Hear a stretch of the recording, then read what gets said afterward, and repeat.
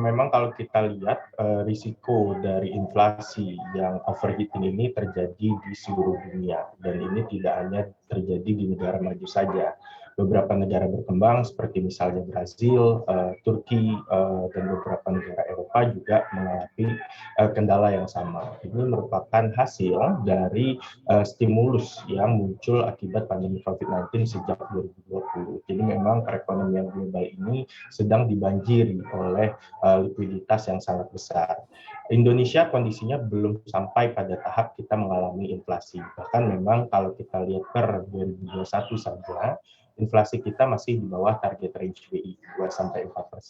Tapi ini risikonya ada, seperti yang sudah dialami oleh negara lain, dan memang Bank Indonesia sebagai bank sentral harus memitigasi risiko ini. Dan salah satu langkah yang dapat diambil adalah dengan menaikkan giro wajib minimum. Dan ini adalah langkah yang saya kira tepat untuk kemudian menjaga agar kita tidak sampai di kondisi yang inflasinya itu overheating, baik di 2022 maupun 2023 dan setelahnya. Apakah ini nanti ketika Bank Indonesia melakukan kebijakan ini akan antisipatif begitu dengan apa yang nanti juga akan dilakukan kebijakan misalnya ketika Bank Sentral Amerika Serikat memulai menaikkan suku bunga acuannya?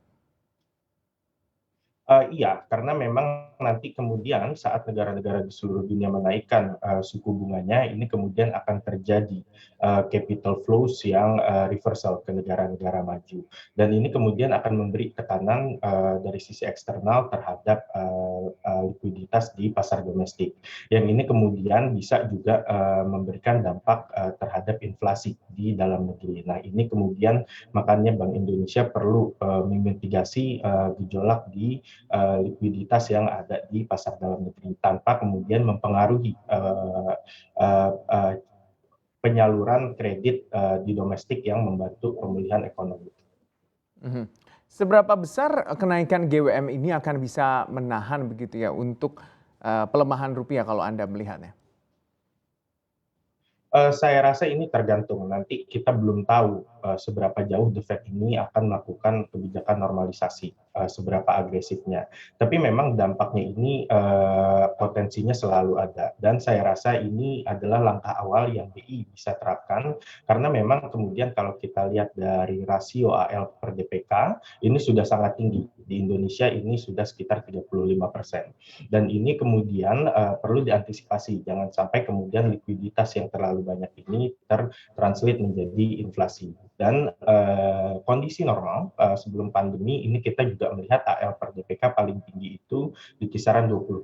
Artinya kita sudah berada di level yang cukup tinggi dan memang ini sebelumnya tidak pernah mengganggu kondisi kredit. Sehingga kemudian kalau ini dinormalisasi dari sisi GWM-nya, ini berpotensi minimum untuk kemudian mengganggu kredit di domestik, tapi juga memanage likuiditas agar tidak terchannel ke inflasi di domestik.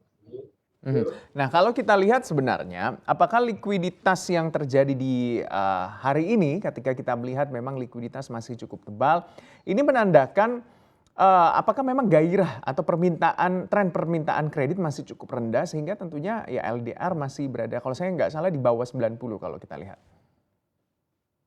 Betul, bahwa kalau kita lihat isu dari kredit di domestik itu bukan dari sisi supply, tapi dari sisi demand. Supply kredit kita ini sudah sangat-sangat ample yang disediakan oleh institusi keuangan di Indonesia dengan cost yang relatif murah karena memang policy rate juga dijaga sangat rendah. Tapi isunya dari sisi demand. Sektorial kita memang belum betul-betul pulih ke level pra-pandemi, walaupun belakangan kita melihat ini sudah mengalami recovery secara gradual. Artinya adalah kita akan mengarah ke sana. Saat kemudian demand kredit betul-betul pulih, ini jangan sampai kita mengalami apa yang dialami negara lain. Pemulihan yang cukup accelerating, tapi kemudian berdampak terhadap munculnya inflasi yang overheating. Nah, ini adalah salah satu langkah preventif yang kemudian diambil oleh Bank Sentral kita. Oke, apakah Anda melihat dengan kenaikan GWM ini tidak kontradiktif begitu ya dengan cita-cita terjadi pemulihan ekonomi di tahun 2022 dan bisa saja ketika misalnya menaikkan GWM ini juga akan ya semakin mengganggu likuiditas yang saat ini memang ada di pasar begitu? Itu yang tadi saya sampaikan, kita perlu lihat bahwa dari sisi AL per DPK. AL per DPK kita ini sudah jauh lebih tinggi dari kondisi normal. Artinya adalah kalau kita melihat sebelum pandemi, rasio AL per DPK kita di kisaran 20% dan kredit saat itu bisa tersalurkan secara lancar, kita berada jauh di level di atas itu. Artinya dengan asumsi kita akan kembali ke ekonomi pre-pandemi, sebetulnya menjaga AL per DPK di 20% itu sudah cukup untuk kita menjaga kredit ini bisa tersalurkan secara lancar ke sektor real. Sekarang kita punya di level 35%. Jadi kemudian menaikkan GWM 5% ini tidak akan, saya rasa tidak akan mengganggu penyaluran kredit kalau demand-nya sudah pulih, karena kemudian saat GWM ini dinaikkan, AL per DPK kita masih ada gap atau ruang untuk turun ke level 20% yang dirasa cukup memadai menyalurkan kredit. Berarti memang kalau kita lihat kenaikan GWM ini kalau menurut Mas Rify tadi tidak akan mengganggu ketika memang demand dari kredit ini sudah mulai pulih kembali, seiring sejalan juga dengan harapan terjadinya recovery ekonomi di 2022 ini.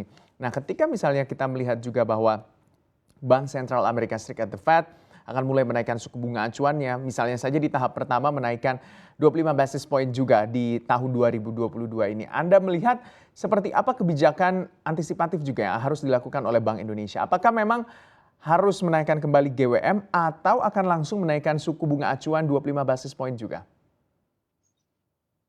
Oke, saya rasa kemudian saat The Fed melakukan pengetatan, implikasinya ada beberapa hal.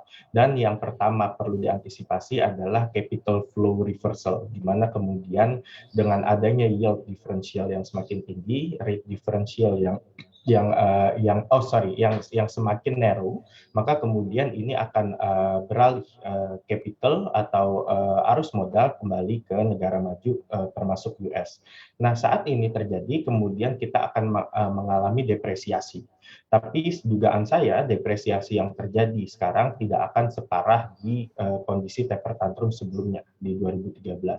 Karena kemudian dari The Fed-nya sendiri ini sudah melakukan komunikasi publik yang lebih baik, di mana forward guidance-nya ini sudah berjalan, dan dari sisi kita pun kita juga mengalami kondisi fundamental domestik yang terus recovery.